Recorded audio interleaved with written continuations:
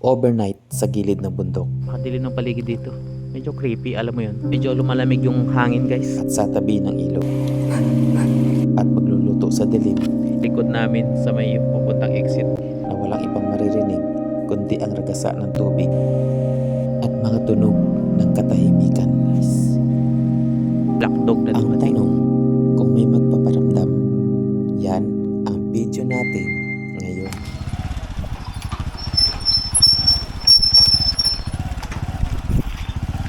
Dagi! Dagi! 5 PM na nang dumating kami sa spot. At dito yan sa isang barangay sa Puerto Princesa City. Where are you going? Magka-camping tayo, guys. Medyo madilim ang panahon at ang ulan ay parang babagsak. Medyo masama ang panahon ngayon. Pero, maging masaya yung camping natin ngayon. Creepy lang pag ganitong mga panahon. Medyo makulimlim. Wala kaming kasama. Ayan yung paligid natin. Ayan, maraming puno. Tapos may ilog dumadaloy doon. Pupunta dito. Tapos ayan yung mataas na bundok. Ang una naming ginawa ay ang mag-set up ng camping tent. Dito tayo magsiset up ng tent. Hey!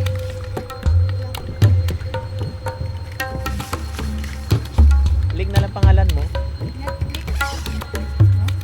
Harap siya doon.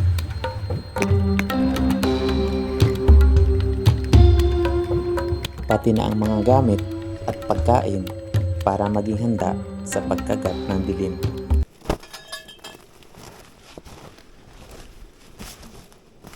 Set up, guys. Set up na tayo ng ating table. Apat lang yan. Apat lang yan. Turbuin.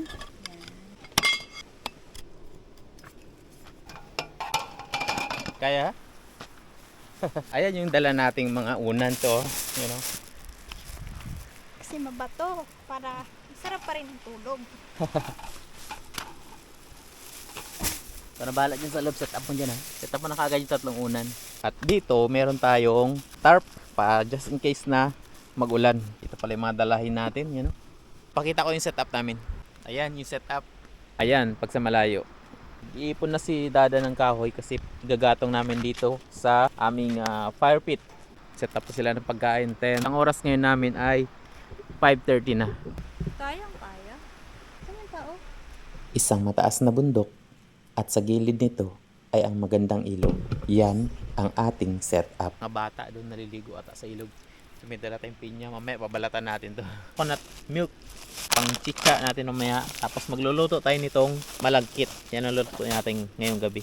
Dala tayong mga dahon. Gamitin natin para dito. Tapos sa gata. Ready for the rain? I-check natin saglit yung tubig. Ang maganda. May nakita tayo doon mga grupo ng kabataan na oh, wow, lamig oh. Tapos doon merong bahay doon, parang wala ng tao doon, parang abandon siya.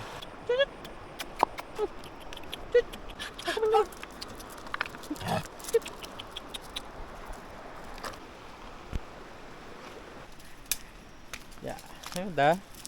Tapos dito yung panggatong natin. Tapos buksan natin tong payong natin. Yeah, and cover or baggy. Galing to. Ay, sos.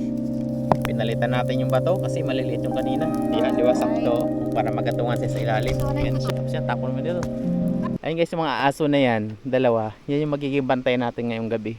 Palingas na kami ng kahoy at nang-init kami ng tubig para magkape tayo. Ito, prepare tayo ng pangkape. Ito, show. Yeah. At maya-maya lang, ready na tayo para yakapin ang dilim. Ano Para- ka dyan?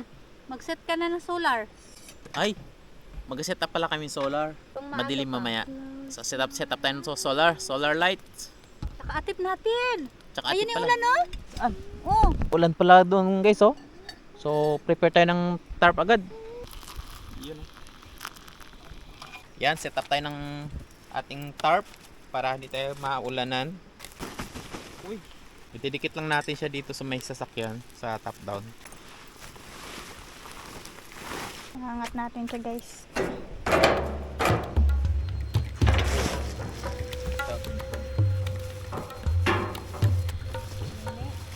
Gabi na, kailangan na magmadali. Kakapi ako kasi masakit Pero higit sa lahat, kung saan kami mas excited. Yun ay ang pagkagat ng dilim, pag-ihip ng malamig na hangin at marinig ang mga tunog ng katahimikan. Sinubukan na rin namin ang solar kung gumagana, Yan o. kasabay ng aming paghanda para sa aming hapunan. Yun.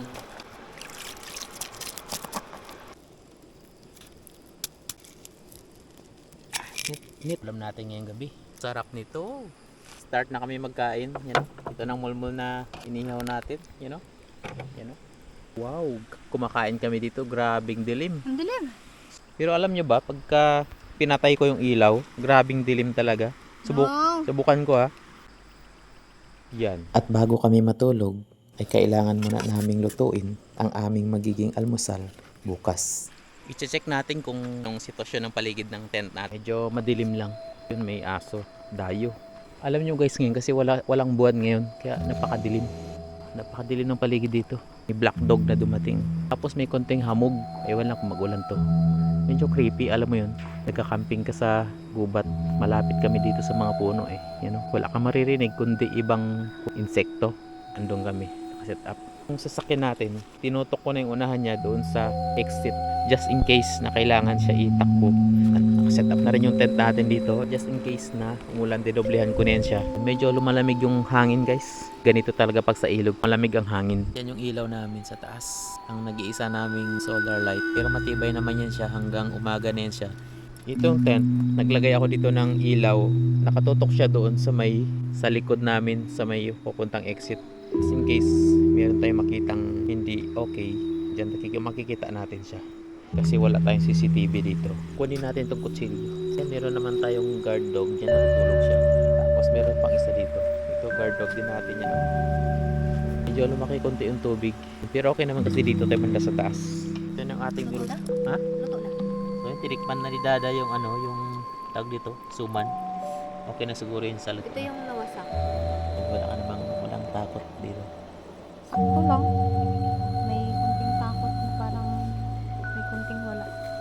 Pinapakiramdaman namin kung may mga kakaibang mga bagay dito. Kailangan din namin makapasok ng tent bago pumatak ang alas 12 ng gabi. Dahil hindi namin alam kung ano ang mga posibleng makita pag malalim na ang gabi. At para na rin maging ligtas sa mga bagay na posibleng lumapit sa amin. Tulad ng ahas o kaya naman ay tao na hindi namin kilala. At bago matulog ay kailangan namin magdasal. Hinanda ko na ang kamera kung sakaling merong kailangang makunan. Bago mag alas 12 ay nakahiga na kami para sa pagtulog. Good night. Pero ito yung isa sa mga gabi na hindi ako makatulog ng diretso. Guys, alam mo yun, may konting kaba. Kasi as in, kami lang dito. Mahirap kasi humingi ng rescue kung sakali. Pero so far naman nag-pray na kami para sigurado na safe kami. Tahimik na dito. Naririnig na lang namin tunog ng lagasaan ng tubig sa ilog. At sana maging maganda ang tulog namin. Madalas nagigising ako para i-check ang paligid. At nalaubat na rin ang flashlight na nilagay ko dito. Alas 4 na ng umaga nang huli kong tingnan ang oras at hindi ko na malayan na nakatulog na pala ako. Isang gabi na kulang sa tulog dahil sa pag-alala ay napalitan ng isang payapang umaga kasabay ng pagsikat ng araw.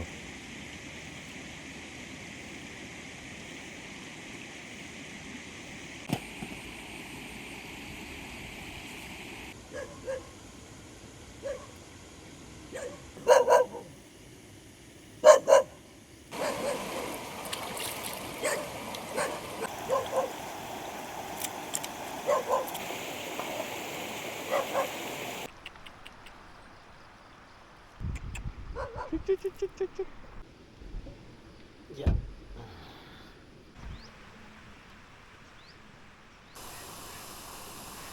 So, paano guys? Hanggang sa susunod na video natin. Salamat sa panonood. Kita Cooks! Parang na-miss ko yun ah. Salamat dahil nandito ka.